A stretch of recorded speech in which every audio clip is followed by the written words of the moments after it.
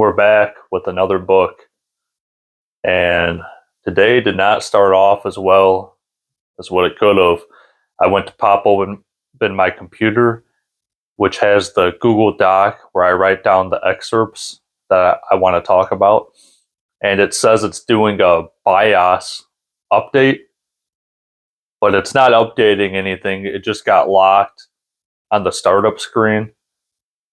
So my computer, in short, doesn't work, at least for now. So I had to pull out this old dinosaur, and it took me probably 2 hours before I could even get it started, and then another hour waiting for the document to open up. No joke. Yeah, so I got it plugged in now so it doesn't die. But it's working. So today we're going to talk about The Go-Giver by Bob Burg and John Mann.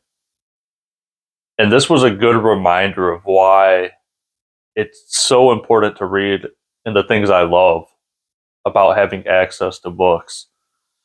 So it's a story about a gentleman who gives the 5 laws or secrets to stratospheric success. And if I think about how limited the access to that information would be if we didn't have books, if we didn't have social media, if we didn't have telephones to be able to talk to people across the world, how much information we would miss out on. And this guy tells the people he's connected with, and now in a book, you're able to read it wherever you're at. So it's a short book. It's like 120, 30 pages. Just like every other one, I'm not going to give you a summary of what happens. I'm going to read excerpts that stood out to me and tell you about what was going through my head when I read it, hopefully to teach a lesson, either as a reminder or something new that you didn't already know. But I always recommend to read something on your own if you want to learn more about it. And if it's something you don't have time for, or you're not going to make the time for, at least maybe you can watch this and take a couple pieces away. So the first would be on page XXVI. They discover something they always knew somewhere inside of themselves, that while the world may at times appear to be a dog-eat-dog place, there's actually a set of much kinder and vastly more powerful principles operating beneath the surface of casual appearances. That intrigued me because dog-eat-dog world place, I've heard that phrase many times, and I feel like that's a mindset a lot of people can get in. The rat race, right? People not caring about each other or giving them the time of day. It may seem like it as people pass by each other every day. They're building up these assumptions about how that other person thinks of them, how they don't care about them. But the truth is that's not always how it is. Don't be naive and think everyone cares about you, but don't be, against the world so much and against yourself that you don't want to believe something good can happen to you. I thought it was just a good reminder that we hear the phrase dog eat dog world, but remember there are people out there who care about each other, and the best solution to this is always to be open-minded. Don't be naive, right? But don't be so negative to the world that you can't live in it or live with other people. So be open-minded to the fact that good things can happen to you, and the way you assume people to be may not be what they actually are. What I'm saying is just because you think that person is something doesn't mean that's what they are. Wait for them to show you who they are. Don't trust your mind, because you've seen the imaginations your mind and nightmares your mind can create. So don't rely on your mind to tell you what someone thinks of you. Wait for them to tell you. Page 8. Actually, successful people do this all the time, typically the more successful they are, the more willing they are to share their secrets with others. I wanted that to be a lesson to share what you know with other people. So many times when someone feels like they're breaking away from the crowd, whether it's in a workplace or in life, they're almost scared to give people the tips and tricks they learned and fear that they're going to get up to their level or surpass them. And the simplest way to put it is that you need to care about other people. You should want everyone to be on your level or greater. And that comes down to your own morals. But if you're the type of person who's going to withhold the knowledge from other people because you don't want them to be better, I would do some self-reflection of why that is. Because we should want everyone to be better. And this book talks a lot about giving. It's called The Go-Giver. So I'm sure you can imagine some of the topics it talks about in there. But a big key is wherever you work or wherever you're at, try and spread the knowledge you know. That's why I say I don't just sit and read a summary of the book, because you can read the book. But what I can offer is maybe a certain way I interpret something that you may not have thought of. Share what my takeaways, and then same with me, I go out and try and find other people's takeaways. But share that knowledge. Don't be afraid to tell people what you know. Because too many times we fear that it's going to hurt us in the end. But when you realize that helping and giving is never bad, it's always going to be good, then you'll stop fearing what's going to happen if I help this person. What happens if they get up to my level or get better than I do? You'll find out it's not going to be bad. Because if they get better than you do, now what? Roles reversed. Now you can learn from them. They got to a level you weren't even at.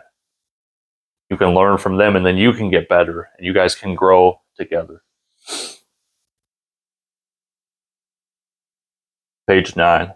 Well, Larry King thought for a moment about what he'd said, and then he said more. I believe that a person can reach a certain level of success without being particularly special.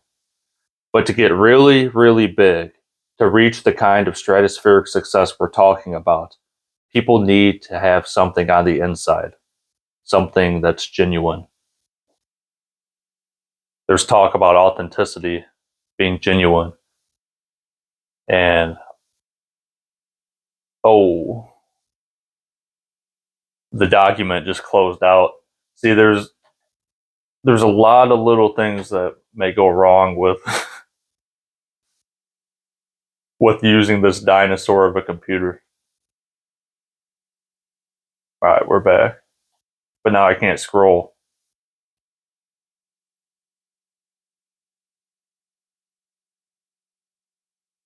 Oh boy. While I'm waiting for that to load, be genuine and be authentic. So many times people have to think about, what do I wear? What am I going to say? How am I going to act? Sometimes they're even afraid to be around certain people in fear of what other people think. And when you live a lie, that's going to catch up to you eventually. And living a lie is not going to make yourself feel fulfilled. And by fulfilled, I mean be connected with yourself, who you really are. Because hypothetically, even if you made it through your whole life living that lie where no one found out, the one that matters, yourself, already knew from the beginning the lie you were living. So be true to yourself and don't be fake. Don't say things because you think it's what someone wants to hear. Say what they need to hear. Say what you want to share. Okay. All right, we're back in business.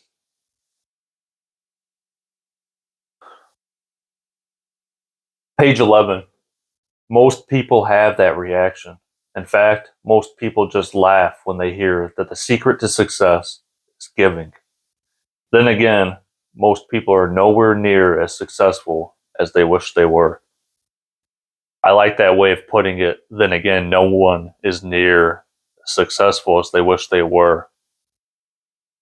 Because I don't know if you know anyone, but I personally know people, many people, who don't support an idea because it's not their idea. And it's such a flawed system that's carried over throughout many different acts, whether it's working out, whether it's health, whether it's giving to people, whether it's an actual idea that you have for your business. So many times people will not be open-minded to understand it because it was not their idea. And that is such a flawed system because, put simply, you're closed-minded. And the problem with that is that if you are wrong in your beliefs, in the mindset you trust, but you believe it so much that you shut down everyone else's idea, then when you finally realize that, if you realize it, all those years are going to be wasted. All those years you're going to have been living a life you really did not want to live because you stuck to your original beliefs. And I say original because your beliefs can always evolve. It's just such a dangerous game if you believe that what you're thinking right now is the best you can think. Because you can get better. But if you don't use other people to support that evolution of your thinking, you may be stuck on the same level for years. You should be finding ways to grow. Don't shut out an idea. And going back to how people shut it out because it's not their thought. And like I said, I really liked how they said, but those people aren't where they want to be. And I've used that line so many times, not that specific line, but the way I put it is, you've been doing it your way the last 10 years, and look where that's got you. How about you try this new way? How about you try A, B, or C? Because so many times they say, well, let me just try this or try that, or I'm going to start up again. How many times have you tried it your way? Your way does not work. It's been 10 years you've been trying to change. And if you stick to your ways, it's going to be 10 more years.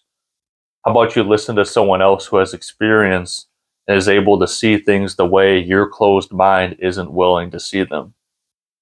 That's why having people in your circle who tell you the truth is so beneficial. Because your mind is like a trap holding you where you're at. It's trying to make you comfortable and survive. But the people around you is what makes you live. It's what makes you get out of your comfort zone and do something new and interact and grow together. So don't shut that down.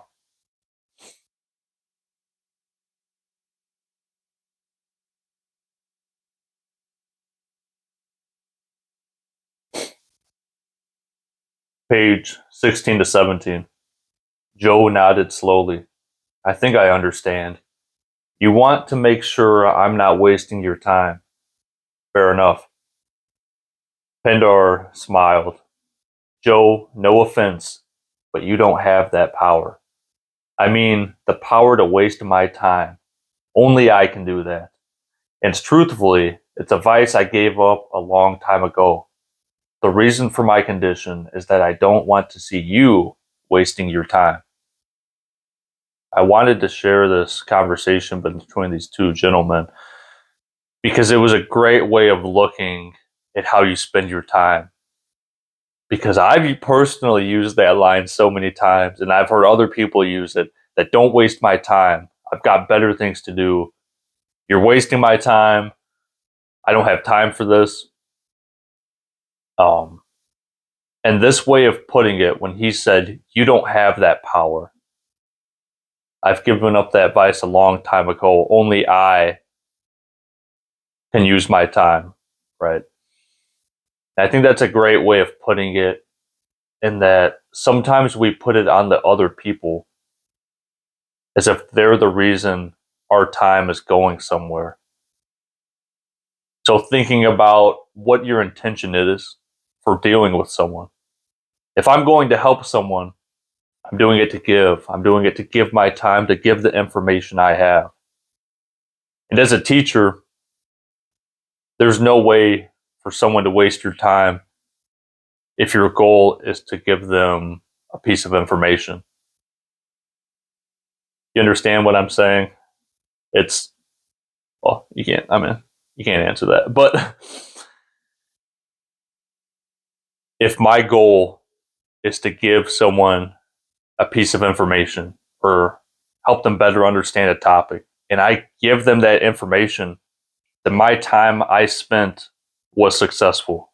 I accomplished my goal of giving them that piece of information I learned. And if they choose not to follow it, not to write it down, not to remember it, not to believe in it, that is not wasting your time. That is wasting their own time, because they're putting a stall or a halt to their future. And I just felt like that's a good switch a lot of people could follow, um, over to that mindset. And that it leads to negativity and resentment and hate towards other people, or a disliking. You feel like they're not believing in you. But anytime you deal with someone, whether it's a friend, a family, a coworker, someone who's watching your video that you posted, remember, it's not about what they do, it's about what they get. You giving them information, you helping them, you talking with them, you showing them something, that is all a good way of giving. And you're not doing it for the outcome. You're doing it because you wanted to give them that information. If they take it and run, that's great. If they take it and throw it away and don't do anything different with their life, that is not on you. The same piece of information you gave them, they can choose to take to great heights, or they can choose to stay where they're at. And I think when you look at it like that, it will help you maybe stay more composed, and that you're not going up to them saying, "You're wasting my time. Why don't you ever listen? Why don't you ever do something new?" You say, "You don't have the power to waste my time.